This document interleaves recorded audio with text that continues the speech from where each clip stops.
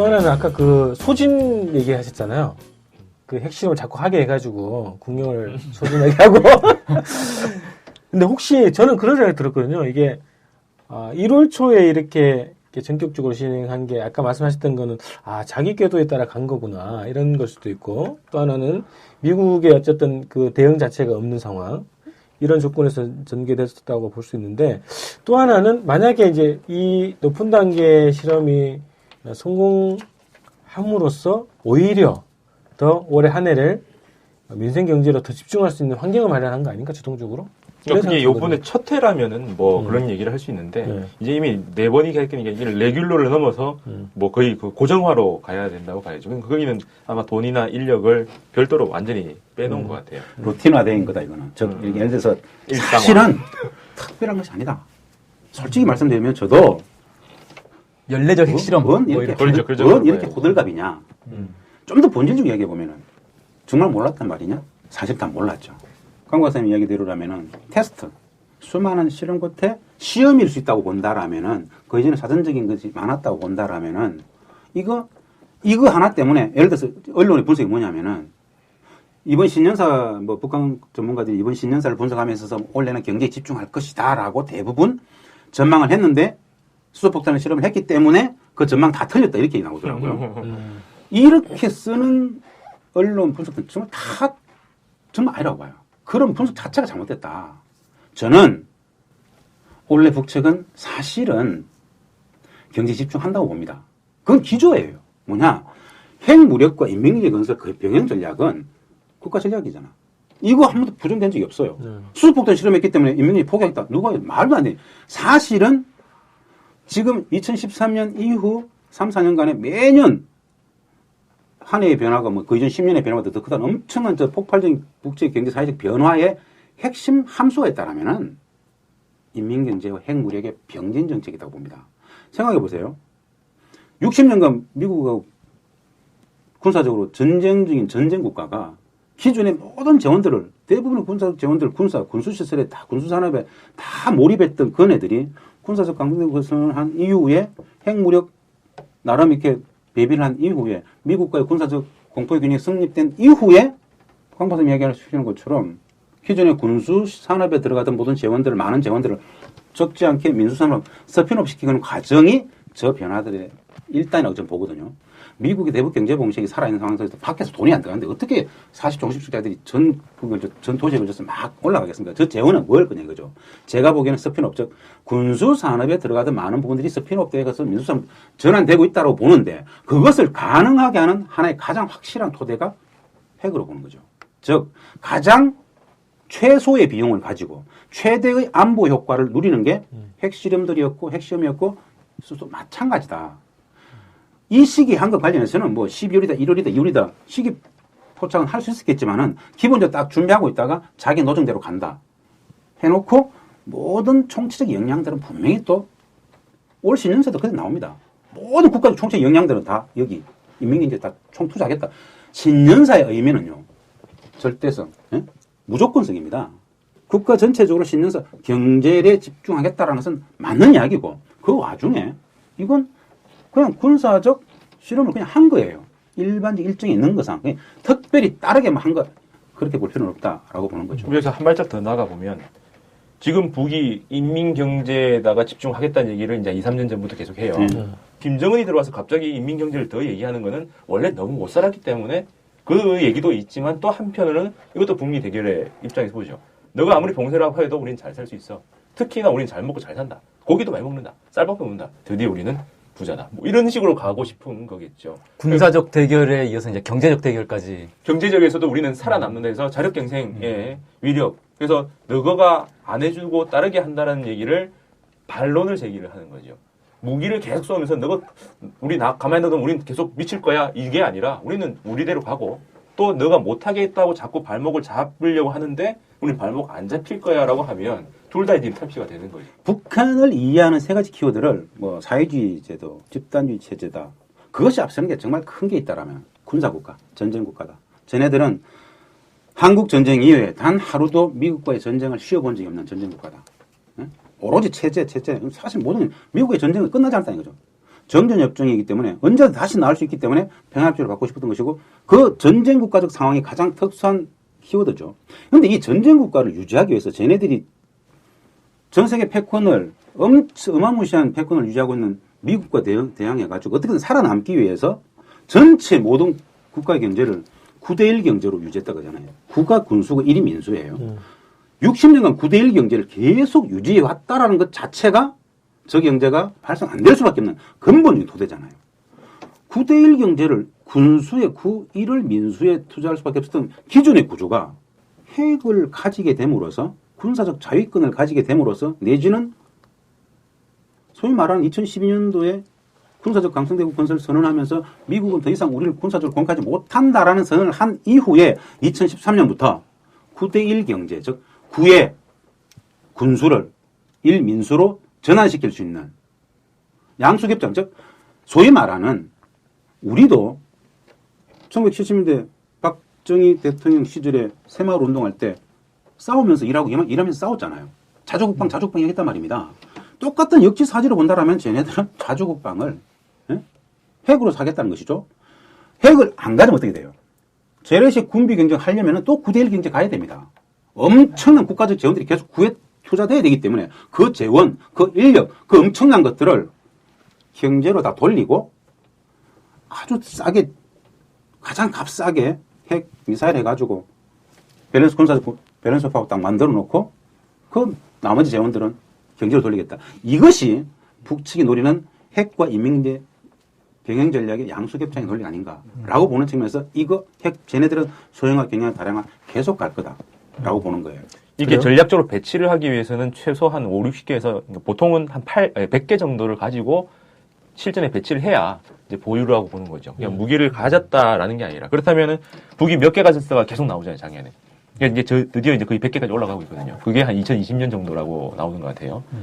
근데 그 얘기는 처음에는 핵 경제 병진 노선 나왔을 때 핵에다가 더 하다 보면은 아까 저도 처음에 그 얘기를 했어요. 그래서 스피노프 될 수 있는 여지가 생기겠다 했는데 핵을 정말 실전 배치를 해야 또 안심이 될 거니까 몇 개까지 만들겠네라고 생각을 했는데 또 다르게 보면 실전 배치 안 하고 계속해서 시험만 하다 보면 이 자기들이 이제 프로세서에서 우리 멈춰줘라고 하는 흐름이라고 한다면 실전할 필요 없죠. 그래서 계속 실험에 집중해서 시험에 집중해가지고 여러 가지 버전을 만들고 있어.를 보여주는 정도만 하는 것도 방법이지 않을까. 그러면 이제 비슷한 흐름이긴 한데 이제 네 번째로 왔으니까는 그 소지는 어느 정도 되겠죠. 그래서 앞으로는 이제 전진 배치하는 것도 있지만 또 다른 걸 만들어서 쇼를 한 번씩 하겠죠.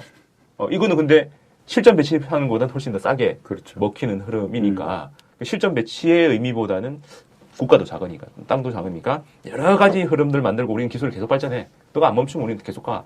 해놓고 조금씩 빼서 인생화를 높이는 쪽으로 그렇죠. 가겠죠. 기본적으로 이렇게 북한의 대미 군사 전략이라는 것은 더 이상 미국은 우리를 군사적으로 공격하지 못한다라는 것 자체가 전략적 목표일 수도 있겠다는 생각이 드는 거죠. 예를 들어서 군비 경쟁을 한다 그러면은 예를 들어서 소련이 핵무기를 8,000개 이상 갖고 있고 미국이 한 7,000개 이상 갖고 있지 않습니까?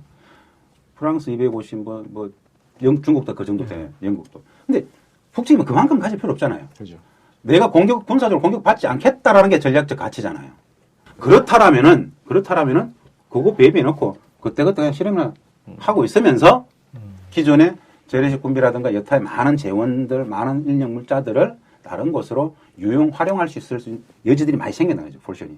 그런 부분들이 나름 해석의 지점들이 있다. 아니 그거에 대해서는 북측에서도 그거에 대한 해설을 했어요. 2003년이라든가 2000년 계속 이런 논리를 펴요, 실제로. 노동신문이라든가 중앙통신을 보면은 가장 값싸게, 가장 확실한 걸 만들어가지고 우리는 경제로 갈 것이다. 우리는 요것만 배배할 것이다. 이거 사실 발표를 계속 하고 있죠. 그래서 제가 말씀드리는 거예요.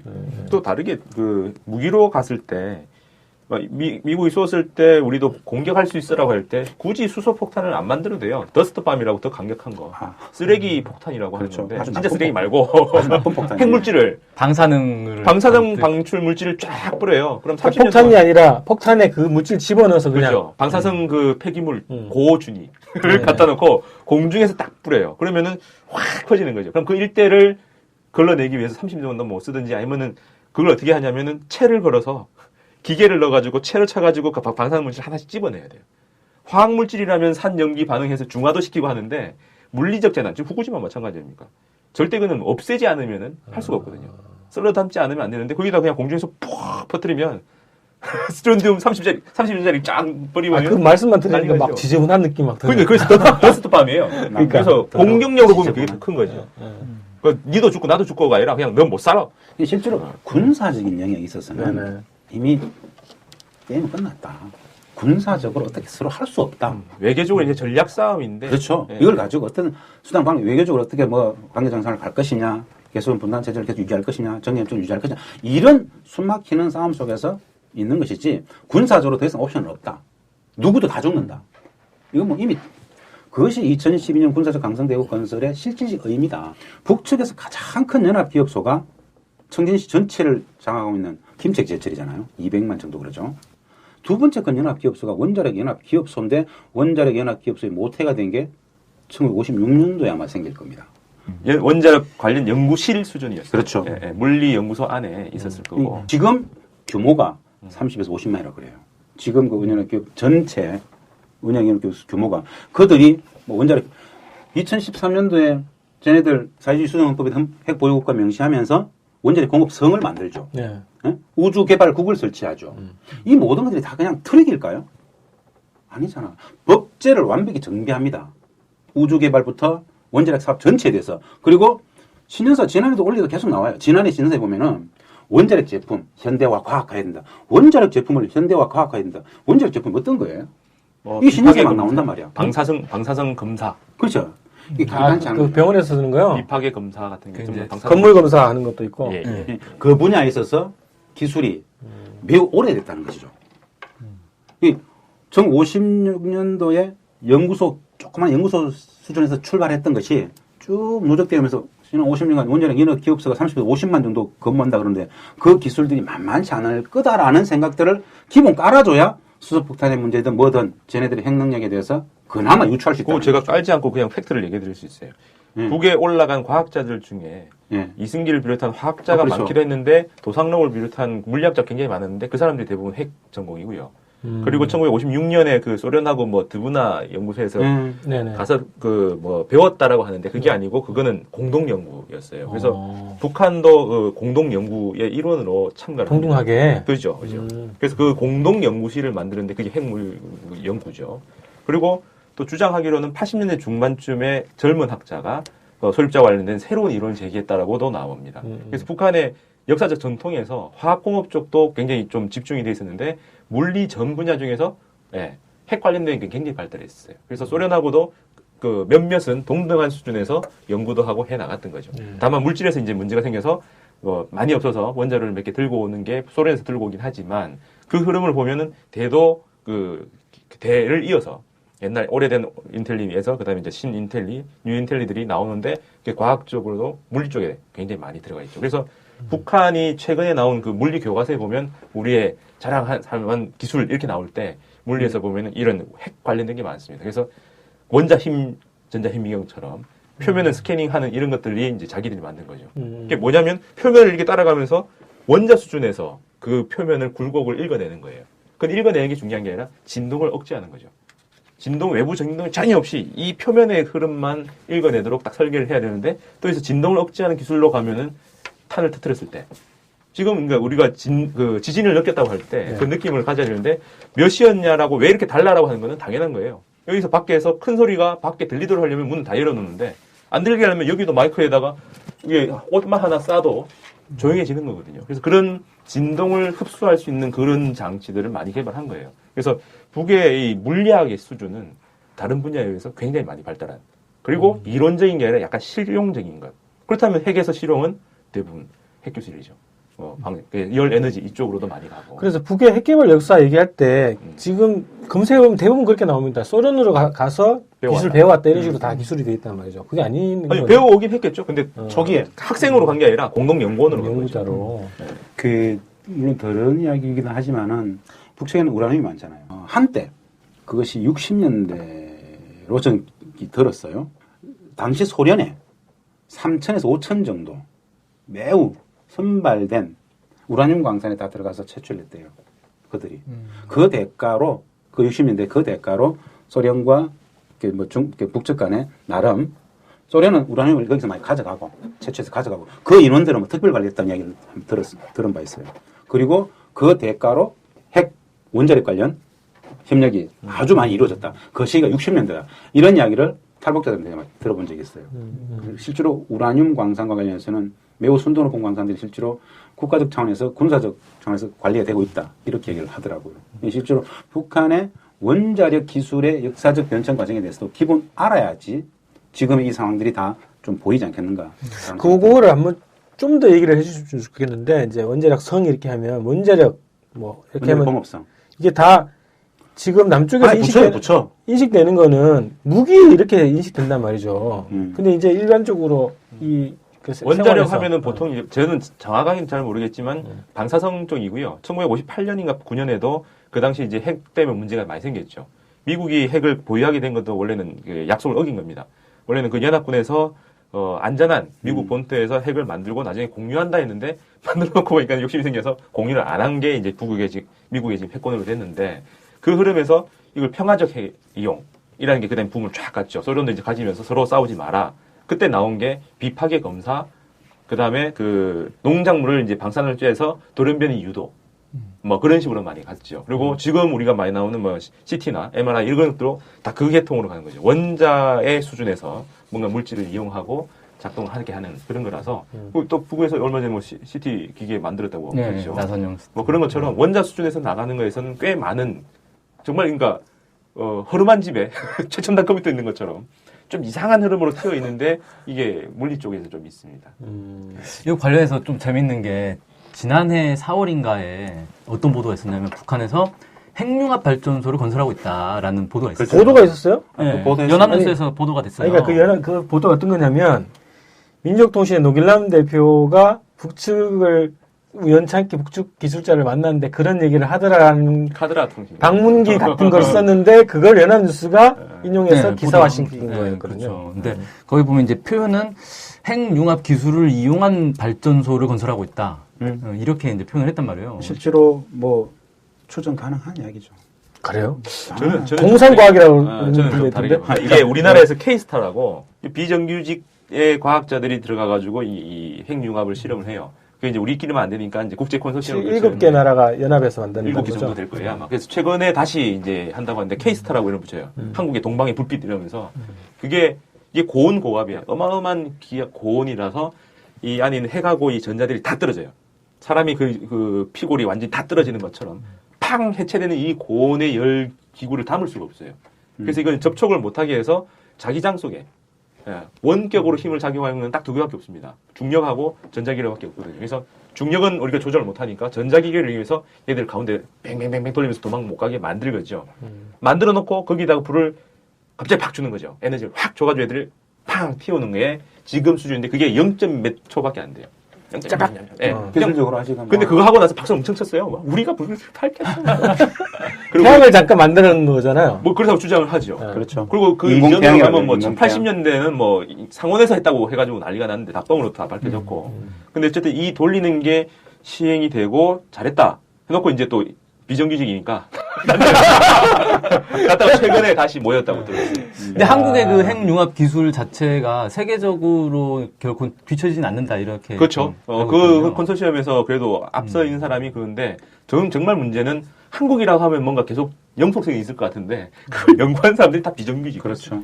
우리별 이론도 다 비정규직이 만들어서 그 사람 어디 간지 모르죠. 지금 이제 얘기 나오는 건 과학자들은 한 2040년 정도 돼야 상용화가 가능하다 이런 식으로 얘기하는데. 그게 이제 과학자들이 과학적 뻥을 치는 거죠. 네. 그 2040년 얘기는 벌써 수십 년 전부터 계속 40년만 지나면 된다. 이 얘기를 수십 년째 하고 있는 거예요. 꿈은 이루어지죠. 네. 터미네이터 얘기 나온 게 미래가 지났잖아요. 미래 핵전쟁 하는 게 이미 지났어요. 정리해 보면은 이제 수소폭탄 실험을 했다. 그게 대한 우리 언론의 반응들이 있었다. 중요한 것은 뭐 쟤네들이 1950년대부터 쭉 일관되게 핵 관련, 원자력 관련 기술들을 쭉 축적해 왔고 이게 사실은 팩트로서 받아줄 수 있는 게 2014년 사실수정법에다가 핵 보유국가임을 헌법에다 명시를 하지 않습니까? 뭐 인정을 받고 안 받고 문제를 떠나서 그리고 뭐 원자력 공업성도 만들고 우주 개발을 설치하고 이런 것들은 다 기구와 제도들을 만드는 법제화잖아요. 법제화. 그 체제가 있다라는 것이겠죠.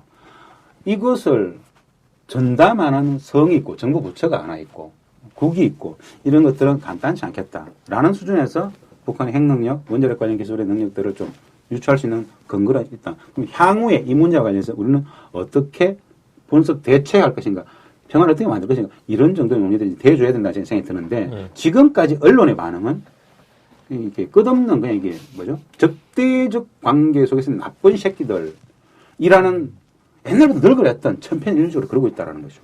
나쁜 놈이라고 계속 욕하는 순간 마찬가지로 적대적이 계속 전면화되는 순간 위기는 더욱더 올라갈 것이다.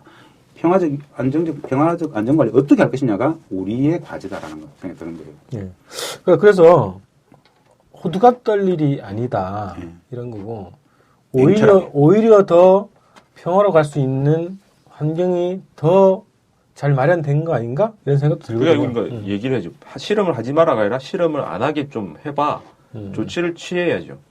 당장 나오는 것 자체가 뭐 유엔 안보리 소집한다, 한미 간에 뭐 긴급하게 연락을 해가지고 어떻게든 최고 수준의 뭐 막 엄청난 제재를 막 하겠다. 맞죠? 뭐 당장 그렇게 할 수 있을 것 같아요. 근데 더 이상 군사적, 경제적, 정치적 제재할 게 사실 아무것도 없어요. 그럼 뭐 할 거예요? 공체적으로 뭐 공격할 거예요? 아니잖아. 우리의 주 가치는 평화잖아요, 평화.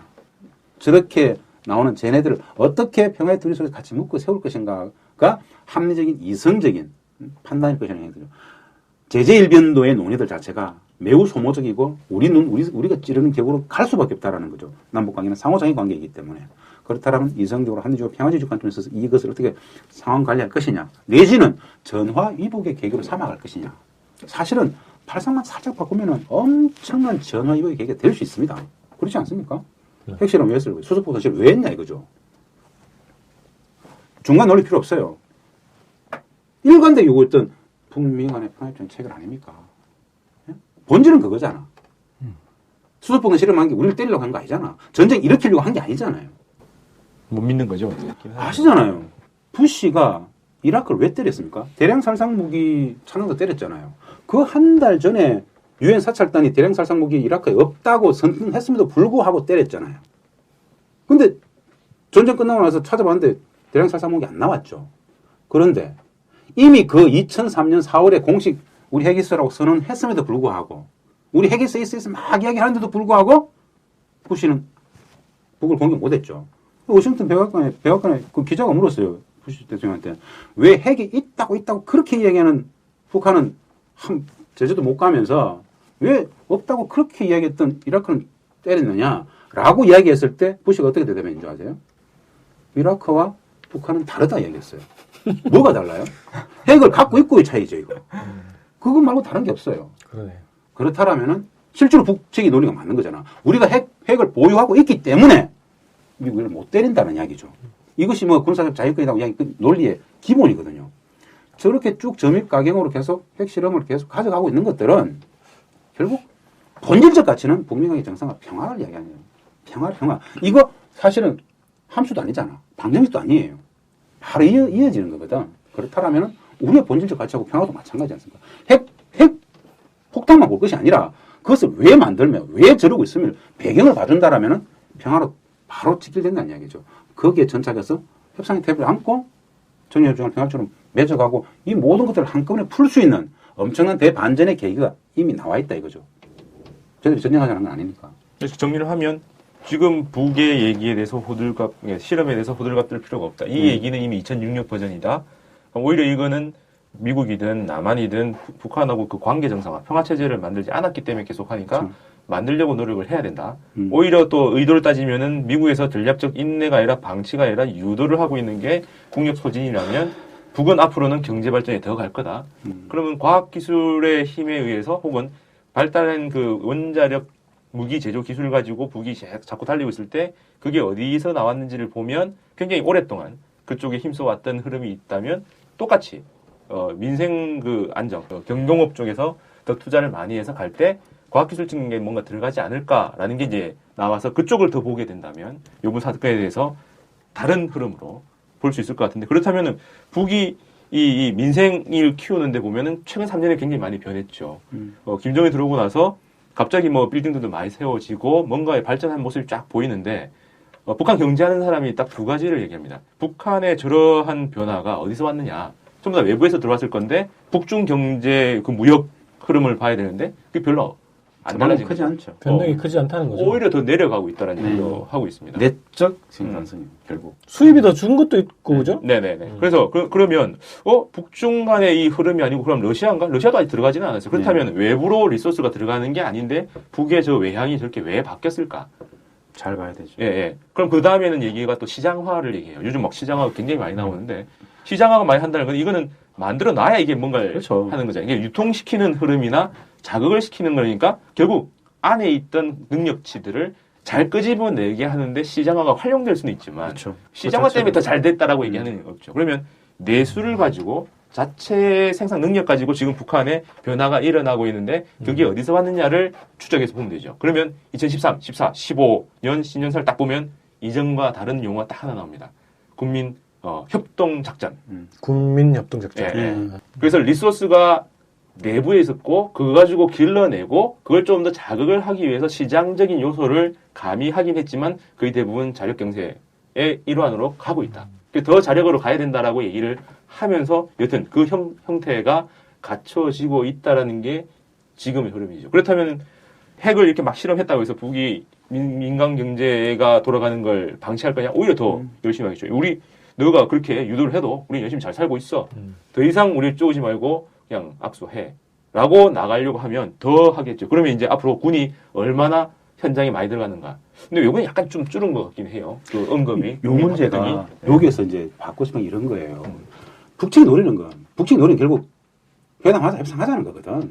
계속 하고 높이는 것은 너네들이 핵 보유 국가로 인정하고 말고의 문제가 아니다. 이미 게임은 끝났다. 우리 정도는 영향돼. 이걸 인정하는 순간 미국은 협상 테이블에 앉아야 되잖아요. 핵 보유를 인정해주면 협상에 앉아야 될 거 아니야. 협상에 나가기 싫다는 것이죠.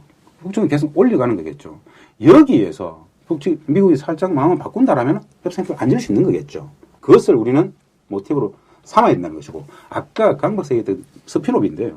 정말 쟤네들은 군수시설, 군수산업에서 군사 무기를 만들던 군수 일용 공장에서 애들 유모차를 만든다는 거죠, 지금. 네? 이 변화들을 우리가 어떻게 평가할 것인가. 그걸 제대로만 평가해 준다라면 구조적 저성장에 빠져있는 대한민국 경제가 손만 잡으면 폭발할 수 있다는 것이죠. 우리에게는 평화가 돈이더라. 평화가 경제더라. 한반도 평화경제의 기본 코어가 남북 평화경제에 있다. 구조적 저성 이거 못 벗어날 수가 없어요. 정말 유일한 블루오션이 구조적으로 블루오션이 있다라면 우리한테 지난 70년의 분단체제를 넘어가는 상호존중 평화만 있으면 폭발하는 한반도 경제가 있다는 것이죠. 우리는 제2의 한강의 기적을 쟤네들은 대동강의 기적을 같이 가는 거지. 이게 우리의 목적이잖아.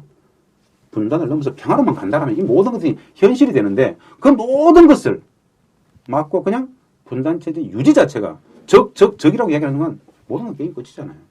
적이 아니라 동반자다. 평화를 만들어가는 똑같은 한 상수라고 인정하는 순간 이거 상호존중이에요. 상호존중.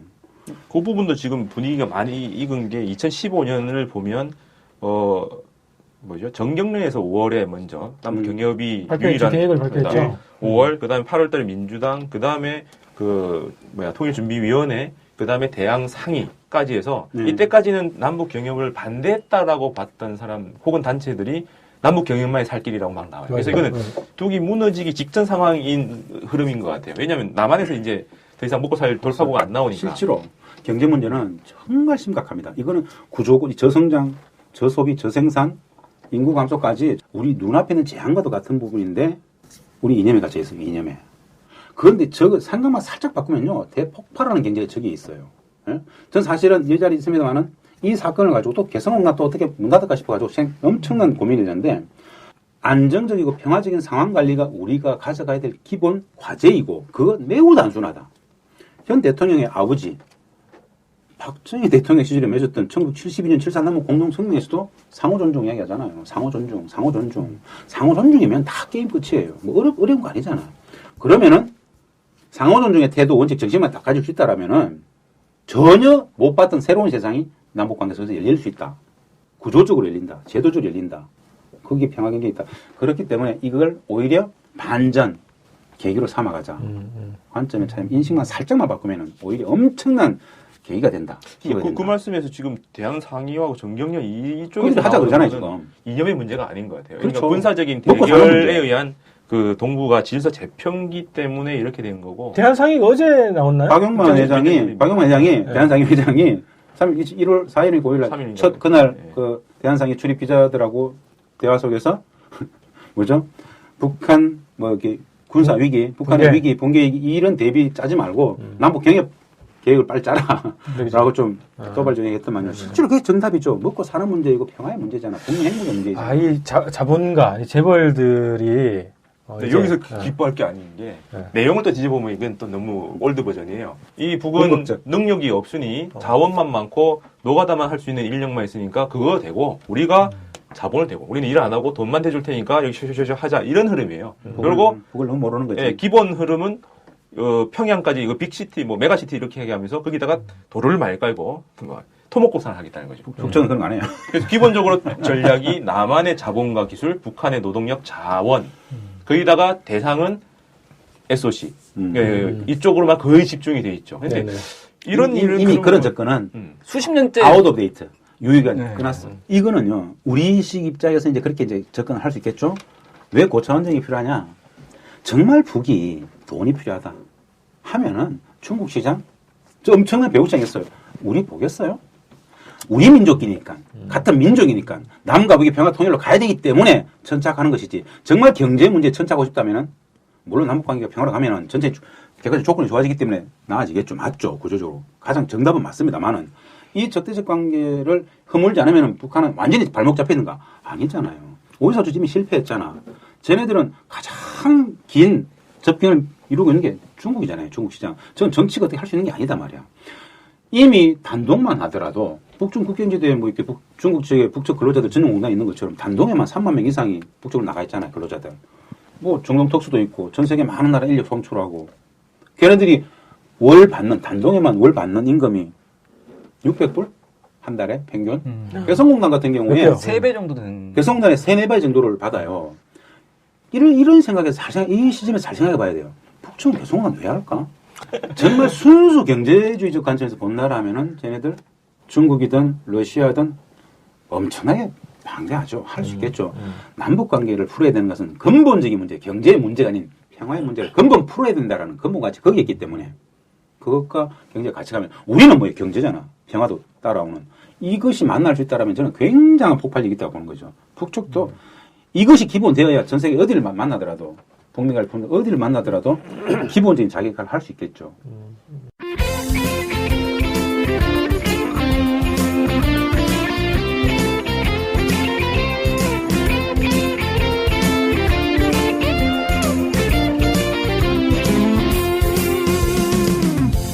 저희 NK투데이 홈페이지랑 우리 방송 스케치북이랑 외국에서도 많이 보고 듣고 하더라고요. 놀랐어요. 네, 해외 동포들께서도 통일에 관심이 많으시거든요. 네, 그래서 혹시나 해외 동포분들이 우리 NK투데이를 후원하고 싶을 것 같은데 뭐 혼자만의 생각인가요? 네, 방법이 없을까요? 그래서 준비했습니다. 요즘은 페이팔로 손쉽게 외국에 돈을 보낼 수 있습니다. 아, 페이팔 그런 게 있습니까?